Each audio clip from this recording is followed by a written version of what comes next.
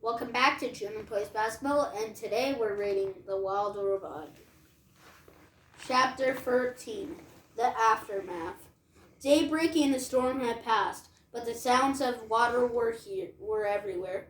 The air was filled with the dripping sounds of mountain runoff and the sloshing sounds of flooded streams. And then came a very different sound. It was the clanging sound made when a robot slips on a wet rock. There were quite a few clangs that morning. As Roz worked her way downhill, she scanned the aftermath to the storm.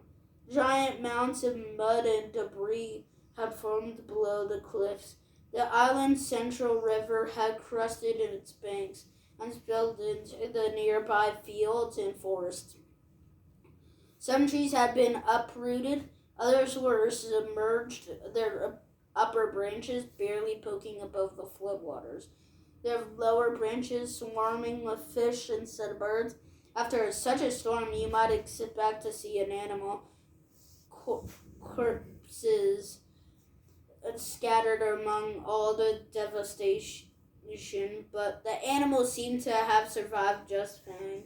Somehow they had known the storm was coming, and they had found shelter long before it rolled in. Lowland creatures who had sought refuge on higher ground were waiting patiently to the water to recede. Deer were wading through the flooded fields.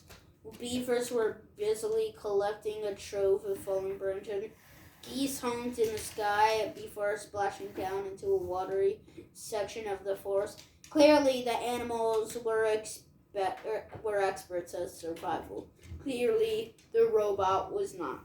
Roz was crusted with mud and grit, so she gave herself another good cleaning. But that only revealed her dents and scratches.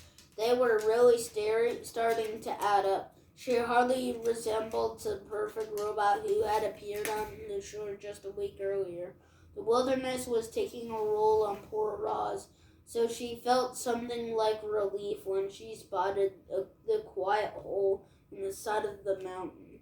It looks like a safe place for a robot. She stomped across the hillside and up to the cave, but never stopped to wonder what might be lurking within.